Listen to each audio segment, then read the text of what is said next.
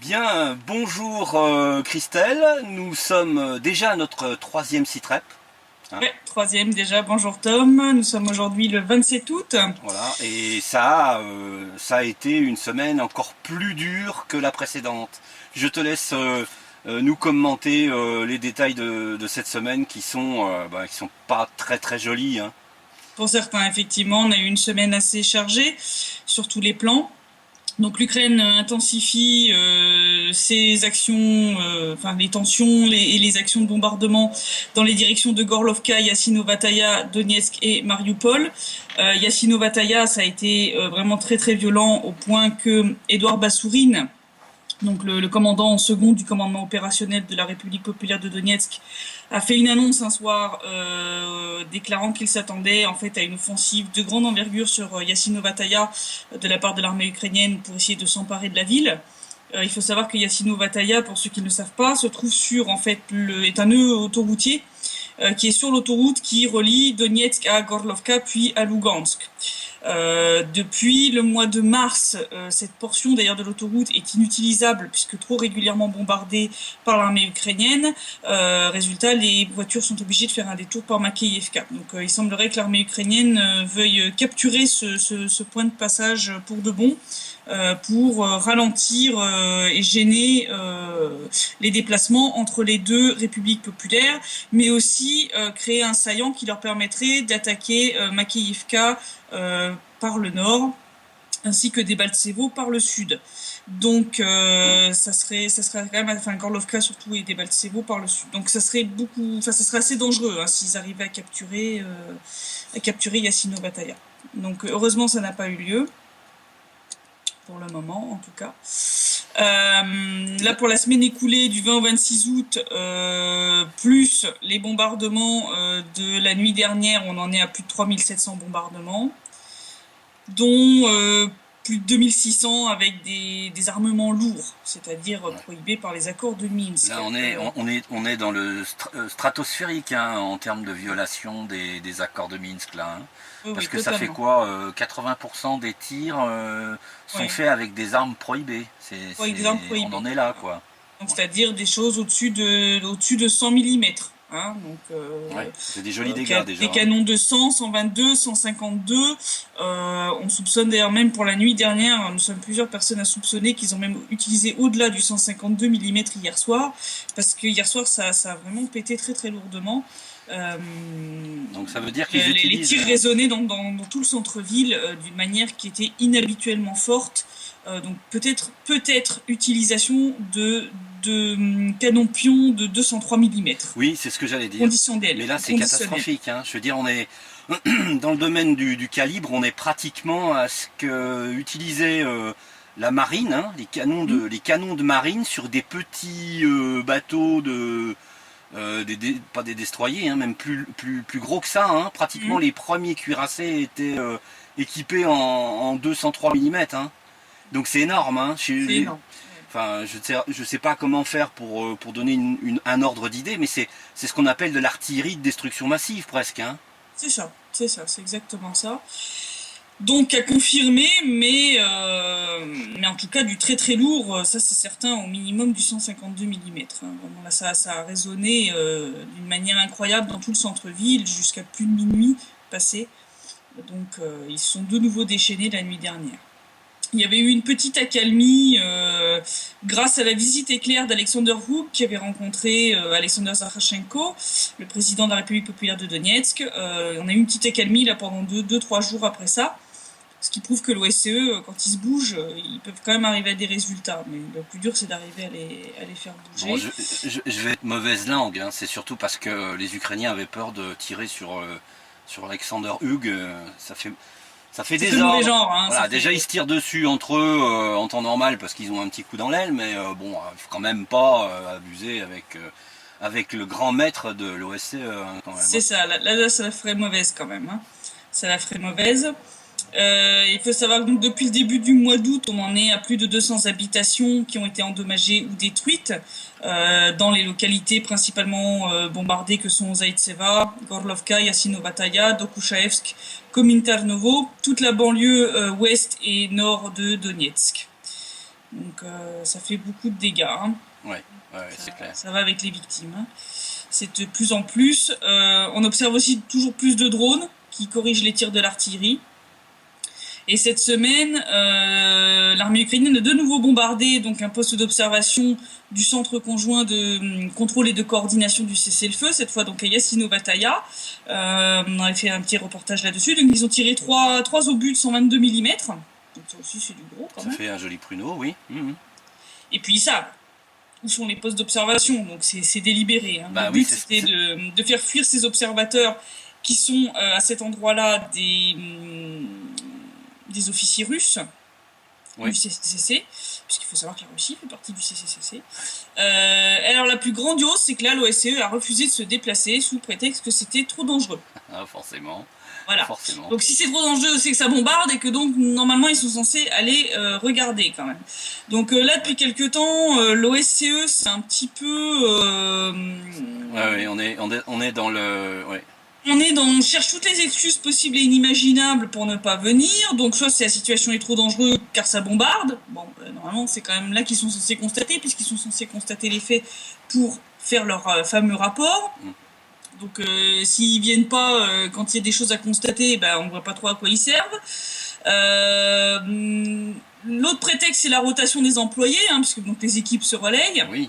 Bon, en clair, on a fini nos heures, on s'en va. Oui, forcément. Bon, donc là, Edouard Bassourine a un peu tensé Alexander Hoog, il lui a rappelé un petit peu à l'ordre que ses subordonnés étaient pas là pour faire des horaires de fonctionnaires et puis pour prendre peur du moindre risque sur leur personne, pour se défausser de leurs responsabilités et de leurs devoirs. Hein. Ils sont là pour constater ce qui se passe et aider à maintenir le cessez-le-feu.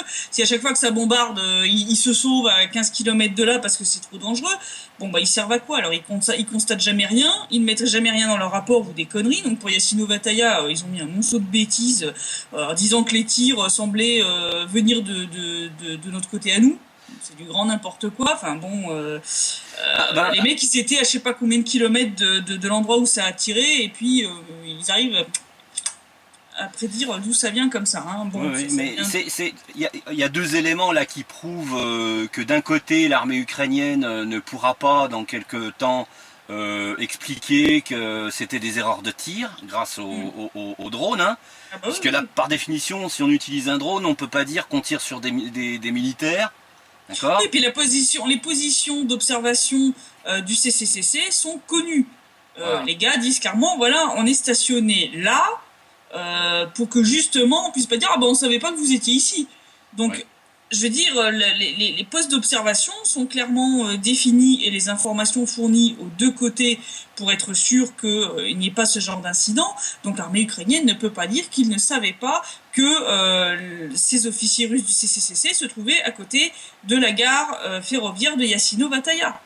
Ils le savaient.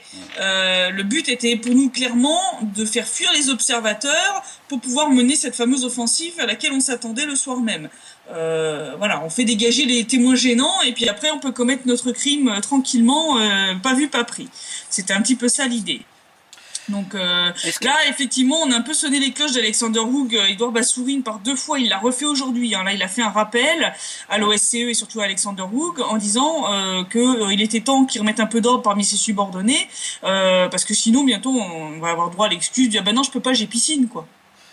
Ils vont peut-être vous sortir qu'ils peuvent pas se déplacer tout de suite parce qu'ils n'ont pas fini de manger. Il faut qu'ils finissent le café et éventuellement. Voilà. Enfin là, on tombe dans toutes les excuses possibles et inimaginables pour ne pas venir. Donc. C'est ce que je disais tout à l'heure. C'est la deuxième raison qui fait que cette situation est inacceptable.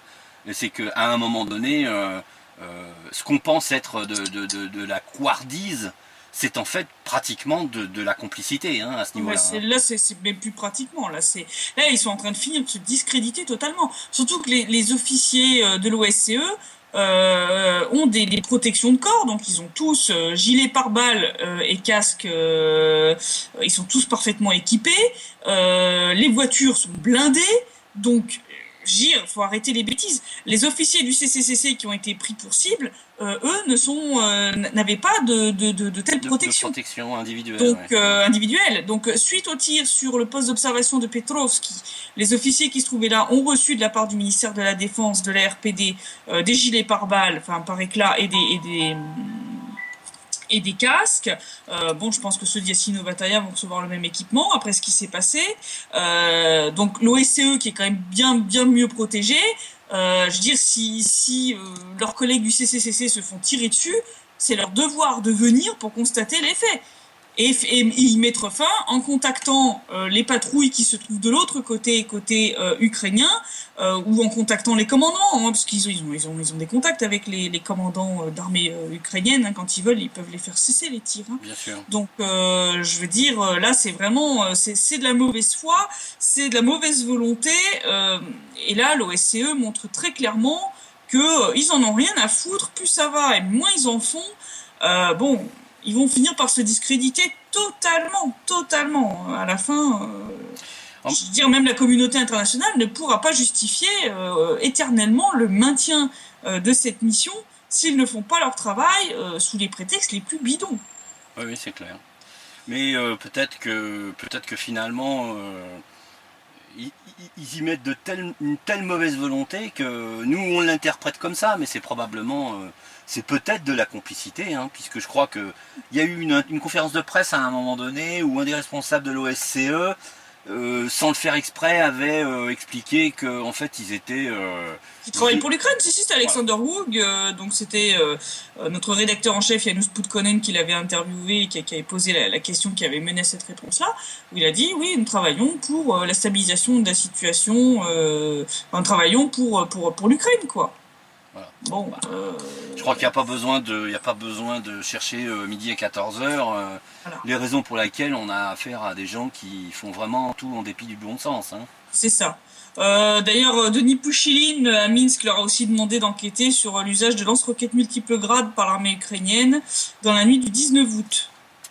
Donc, il y a eu des grades qui ont été utilisés lors des bombardements contre le territoire de la RPD.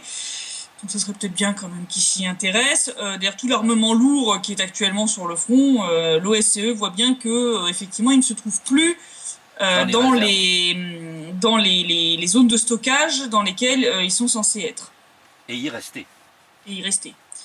Alors, suite aux accords de Minsk, je rappelle que l'armement de plus de 100 mm est censé être retiré de la ligne de front au-delà de plusieurs kilomètres et stocké dans des entrepôts qui sont visités régulièrement par l'OSCE. Donc là, il en manque une quantité, enfin entre les obusiers, les chars d'assaut, enfin... Ah bah oui. Et les pions, en plus. Voilà. Donc là, c'est assez... c'est assez cosmique. On n'entend pas trop l'OSCE protester plus vertement que ça sur l'aggravation de la situation. Oui, parce que là, on arrive à un stade où c'est on peut pas exclure une invasion finale dans les quelques jours, parce que un tel bilan, ça serait gaspillé entre guillemets. Si on se met du côté de la partie ukrainienne, quelque part, c'est un peu gaspiller des munitions que de tirer sans avancer, quoi. Hein. Oui, c'est ça. Donc, d'ailleurs, l'armement qui a défilé à Kiev pour le jour de l'indépendance est parti immédiatement après pour le Donbass. Hein, donc qui contredit à peine les déclarations publiques de Poroshenko disant que le retour du Donbass se ferait selon les moyens politiques. Hein. Oui, politique. Quand on prétend ça, puis qu'on envoie je sais pas combien de nouveaux chars d'assaut, véhicules blindés, etc. Enfin, ça s'appelle du cynisme. Voilà, tout à fait. Je crois que c'est ça et cette parade, d'ailleurs, a été très intéressante parce qu'elle a fourni des preuves du fait que les autorités ukrainiennes ont menti concernant la possession d'armements antiaériens. Donc, il faut savoir qu'après le crash du MH17, donc le Boeing de la Malaysian Airlines qui a été abattu au-dessus du ciel ukrainien, les autorités ukrainiennes avaient assuré à l'Occident qu'ils n'avaient pas pu abattre les MH17 parce que ils n'avaient pas le matériel militaire adéquat. En prétextant que tous leurs moyens de défense aérienne avaient été vendus à la Géorgie. Déjà, ils ont filmé à la télé un de leurs systèmes Buk dans la région du Donbass, donc c'était déjà grandiose. Mais donc là, le 24 août, lors du jour de l'indépendance et de la parade militaire qui a eu lieu à Kiev, on a vu défiler des Buk M1, des S-300 et des systèmes d'armes OSA.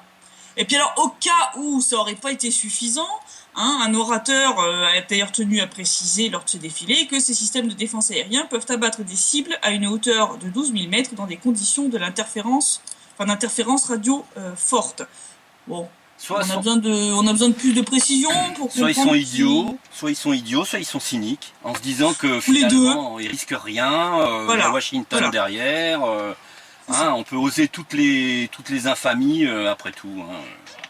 Voilà. Donc là, ils se sentent dans l'impunité, je crois que c'est un truc qu'il faut qu'ils se méfient, parce que l'impunité ça dure jamais très très longtemps, d'une manière ou d'une autre ça se paye. Hein. Toujours, de toute façon. D'ailleurs, Zakharchenko a ironisé sur cet envoi des équipements militaires de cette parade du 24 août dans le Donbass. Donc moi, j'ai traduit il y a quelque temps une petite blague très très drôle. Zone de l'OAT, vous avez un chaudron qui s'est constitué, donc communication entre l'armée ukrainienne qui est coincée dans ce chaudron et le général de l'armée, où... Les hommes de l'armée ukrainienne disent nous sommes 200, les séparatistes 200, qu'est-ce qu'on fait? Le général leur dit on va vous envoyer des chars. Bon, le gars rappelle après, camarade général, on est 100, et les séparatistes sont 300. On fait quoi? Vous envoyez les chars? Oui, on va vous les envoyer. Il rappelle encore, camarade général, nous sommes 10. Les séparatistes sont 390. Les séparatistes demandent « Vous allez envoyer les chars ?» Et Zakharchenko a repris un petit peu cette blague-là. Donc, il a fait une conférence de presse cette semaine. Et il a ironisé en disant que les matériels ukrainiens capturés donc, dans les chaudrons en 2014-2015 nous ont beaucoup aidés. Nous sommes heureux que Petro Poroshenko nous envoie aujourd'hui un complément de véhicules de combat qui, à terme, seront nôtres. Il y a en effet une grande demande d'envoyer un peu plus de BTR des années 80, des BMP-2. C'est une très bonne décision de Poroshenko. Le char T-72 est également une bonne affaire, mais s'il n'y a pas de T-72, du T-64 fera l'affaire, parce qu'une fois brûlé, il nous donne plus de ferraille. Blague mise à part, c'est la vérité. Poroshenko nous envoie du matériel sur le front, et la quantité est certainement plus importante que les chiffres annoncés. En réalité, elle est 2 fois supérieure. L'Ukraine se prépare à lancer des combats à une grande échelle. Donc voilà, il a ironisé un petit peu avant de repasser en mode un peu plus sérieux. Mais effectivement, ça en dit long. L'Ukraine qui fait semblant d'ailleurs d'ignorer cette récupération de leur matériel, on a l'impression qu'ils continuent la drogue.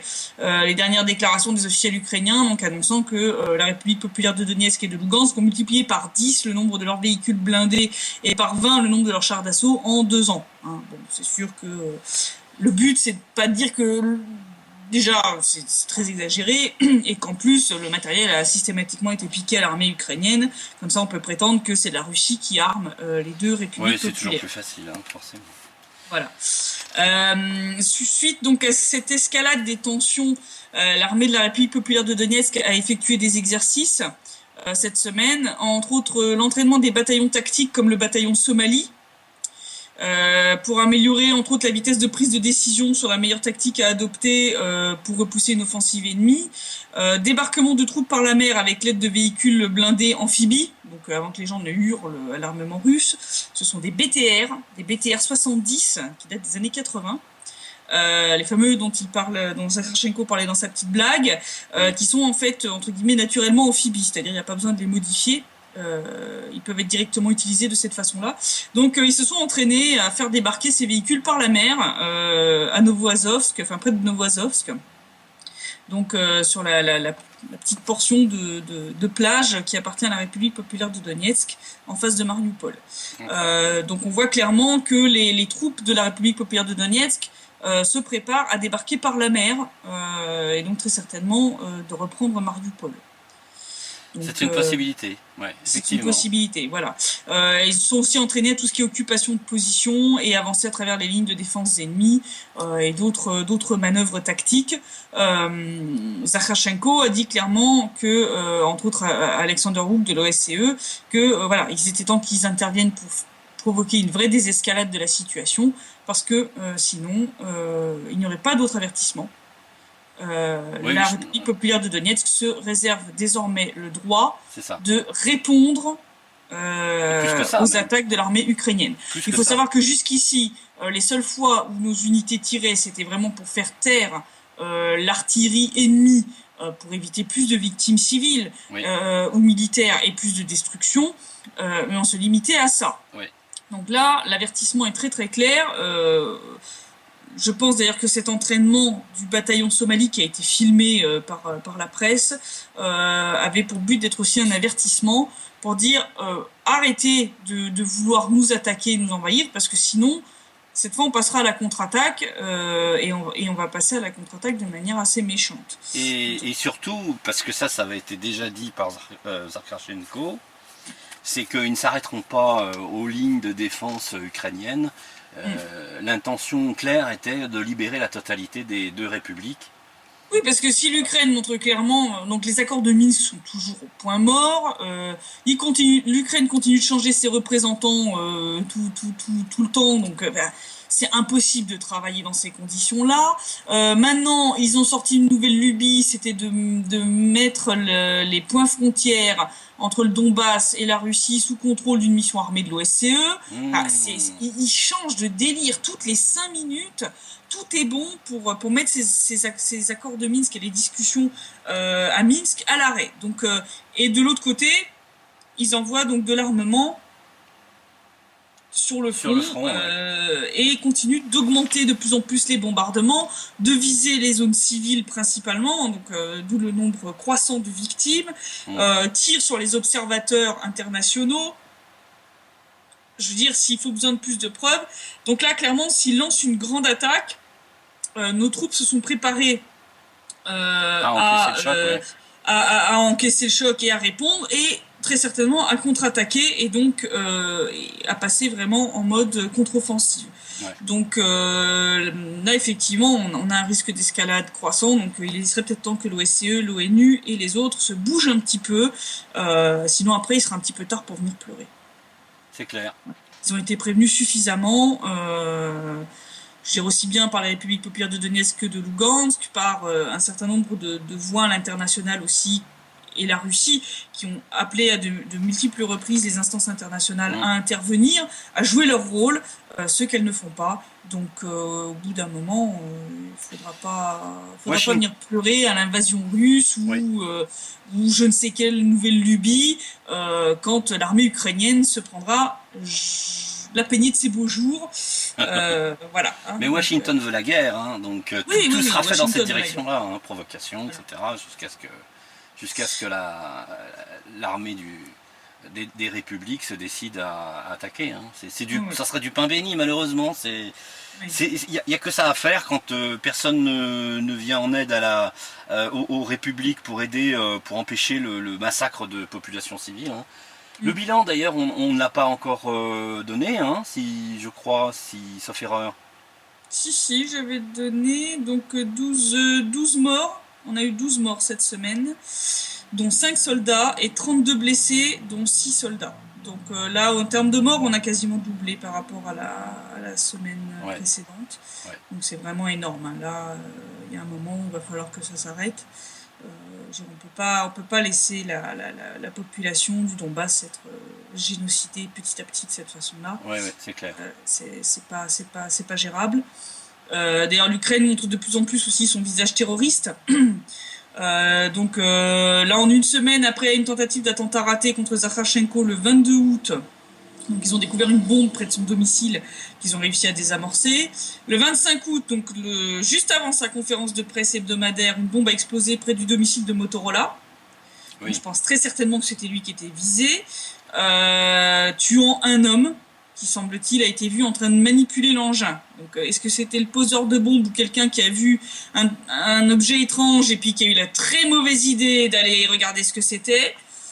On ne sait pas. Mais donc, effectivement, il y a eu un mort lors de cet attentat terroriste. Et hier, dans la nuit, une autre bombe a explosé devant un commissariat militaire dans un quartier ouest de Donetsk. D'accord. Donc là, on est de plus en plus avec ce genre de... Donc ça, c'est clairement les forces spéciales de l'armée ukrainienne qui sont à C'est l'œuvre. des vagues de terreur, quoi. C'est des groupes de subversion qui sont à l'œuvre et qui essaient effectivement de terroriser la population. Bon, l'Ukraine n'a toujours pas compris que ni ça, ni ces bombardements, ni rien, ça fera pas fuir la population, ils partiront pas plus et ils se retourneront pas plus contre les autorités locales. Ils ont toujours pas compris la mentalité des gens d'ici.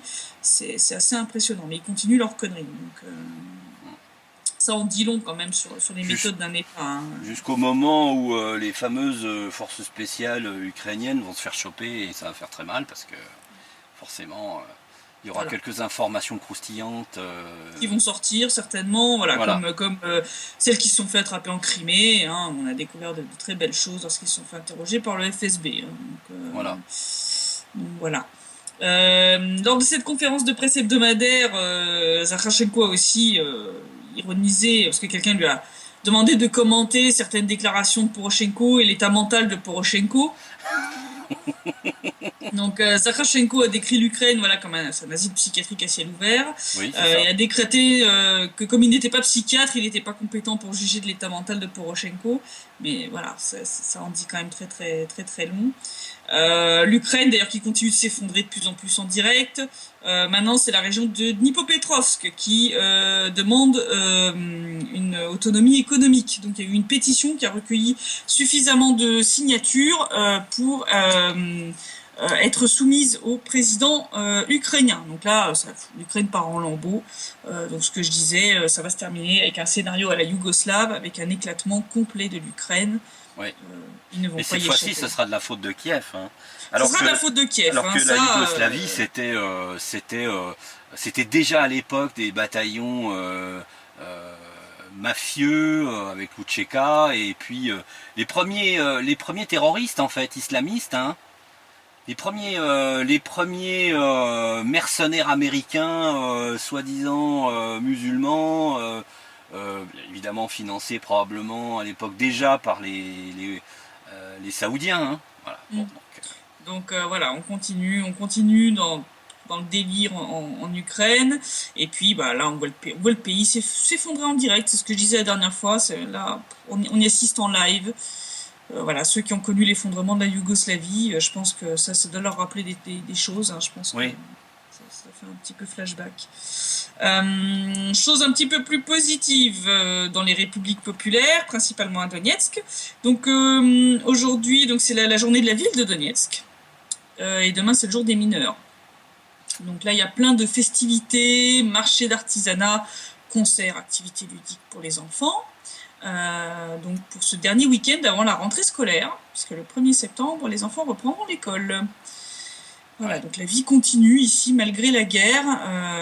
C'est un petit peu surréaliste quand on voit les bombardements de la nuit dernière. On est beaucoup à pas avoir beaucoup dormi, mais les gens continuent à vivre, envers et contre tout. Ce genre de festivités, envers et contre tout.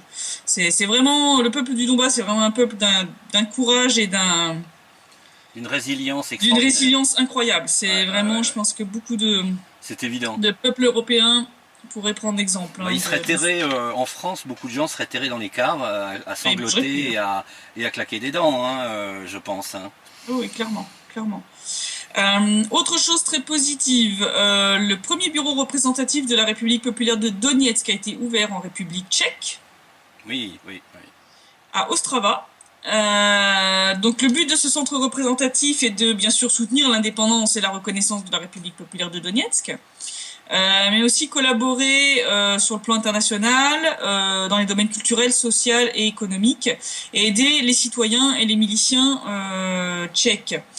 L'ouverture de ce bureau permettra de coordonner les activités de la République tchèque et des représentants de la RPD pour la protection des droits et intérêts des citoyens du Donbass à l'étranger.